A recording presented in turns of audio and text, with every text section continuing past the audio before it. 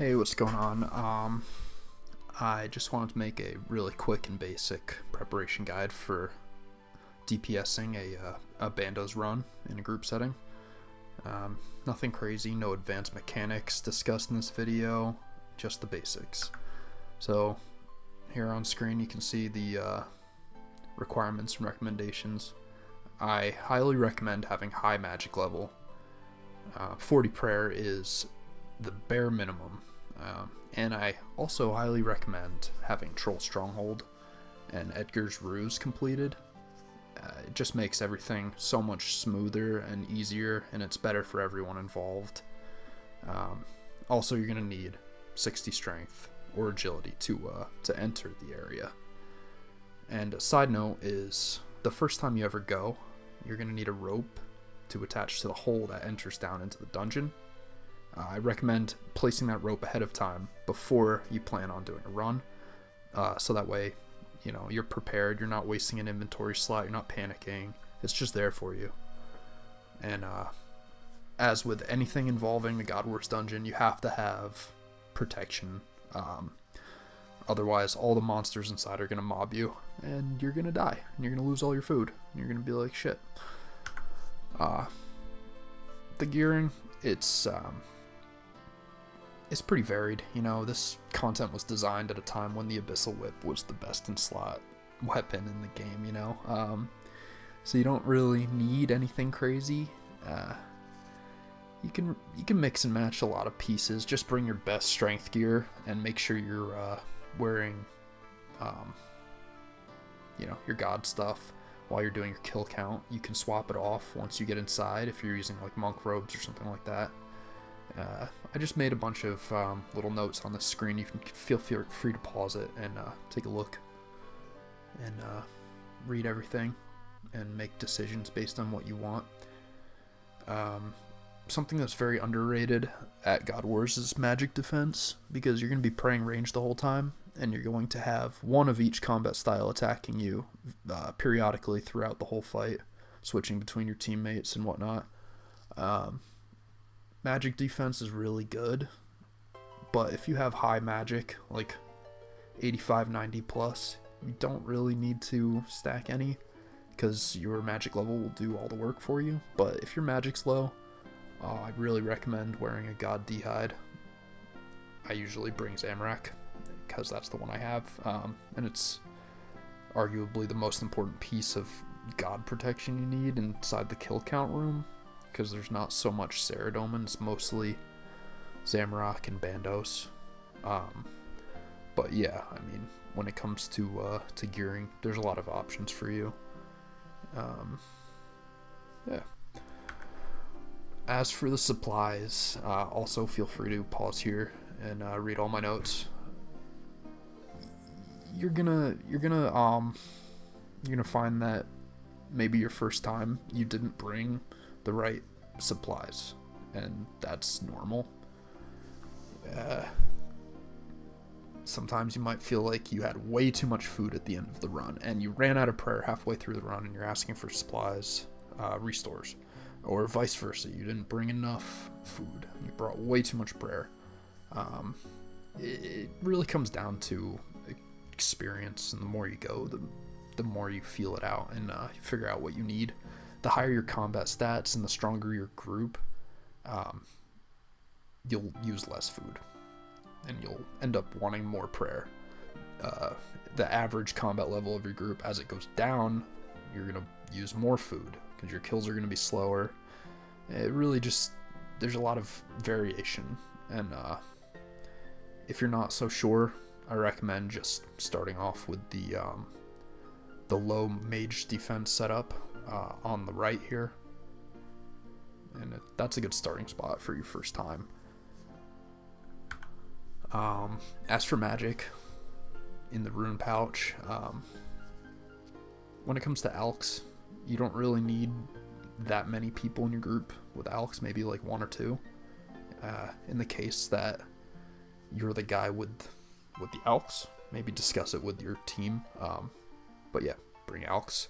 You can also put your Bones to Peaches in your rune pouch if you're going standard spellbook to save an inventory slot on tabs. but that does require some bullshit. Let's just put it that way. You can't just cast that spell. You have to do the Mage Training Arena, so that's why tablets are on every single supply page. You can use Arceus Spellbook for Death Charge.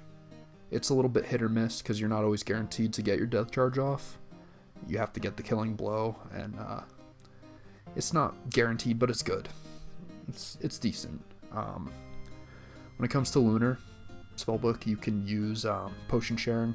It's a little bit more advanced, and it helps to have voice chat going and communication with your team on this one, because it can end up wasting supplies if you're not doing it correctly. And if you want to learn more about it, I recommend watching a more advanced YouTube video that would actually show how it works. I don't really recommend bringing this unless you are really interested in learning it on the fly. And last but not least, Ancients. You can bring blood spells if you're fucking loaded. I don't really recommend this either, but it's fine. You'll probably need to take a few brews out of your inventory setup to bring a few mage items, like an occult and a staff and whatnot, but I don't really recommend doing this in a group setting. You're gonna find it's hard to stack the minions with everybody running around, and it's just not very effective, and it's gonna be expensive. Let's move on. As for traveling there, just get the Trollheim teleport, do the quest. It's the best way. Any other teleport option leaves you with a empty inventory slot. There's a way around it, but it's time consuming and it costs a little bit more. Just get the Trollheim teleport. You can see on my little map here, there's some agility shortcuts down the mountain. Just follow them, head north, past the boulder, or go through the crevice, and then you'll end up in the snowy area where your run will be drained to 0. So you can prayer flick melee against the wolves there, head into the entrance. If you don't have a Ceradomin item on you, once you head down, you're going to want to pray either magic or ranged, because you're going to get mobbed until you run a little bit north, and you'll see the map of the interior of the dungeon on the next slide.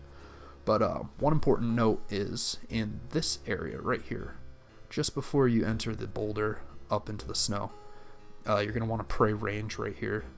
There is thrower trolls, and they'll chip your health down a little bit. It's annoying. Yeah, just while you're running past this area up into the boulder, pray range, pass through, turn it off. And then up here there's wolves. They're not very strong, but they can hit you. Next, inside. Okay, so once you get inside, you'll be here. Down here, there's armadillo mobs. Up here, there's none, so that's why you don't really need an armadillo item. Around here, there's a few Ceradomin monsters. You don't really need a Ceradomin item because there's no Ceradomin monsters here, but it can be annoying to take chip damage from them, so it's kind of up to you if you want to bring it. But anyway, you enter, you run north, and as you can see, you can pause this and read this. Goblins. Kill the goblins. Pretty straightforward. Kill 40 of them. It's quick. Once you have 40, what you're gonna want to do is, and obviously I wrote it out, but I'll explain it anyway. You're going to want to find a hammer. They drop it very commonly. You're gonna want to drop a potion outside. You're going to want to pick your hammer up, go through this door, drop another potion inside, go back through, pick up your first potion, go back through again, pick up your second potion, drop the hammer, and run up to sea. And this is where you prep, this is where you chill, this is where you find a world, shit talk, whatever you want. This is where you do it. And that's pretty much it. I'm not really going to cover mechanics in the fight. It's pretty basic, especially in a group setting. Solo is a different story, but you're really just pray range, pray piety, don't attack the boss until the tank has it. You're gonna want to stand like around here by the door, kinda, and the boss will spawn right here. The tank will probably stand between you and the boss, being ready to pick it up. And yeah, you just whack it until it's dead, and you're going to want to learn which minions are which. So there's going to be a ranged, a melee, and a mage, and you're going to want to prioritize them in the order of mage, then range, then melee, or whatever. Really, the most important thing is the mage one dies first, because it kind of chunks you if it hits. Once everything's dead, you can use this altar once every, I think it's like 10 minutes.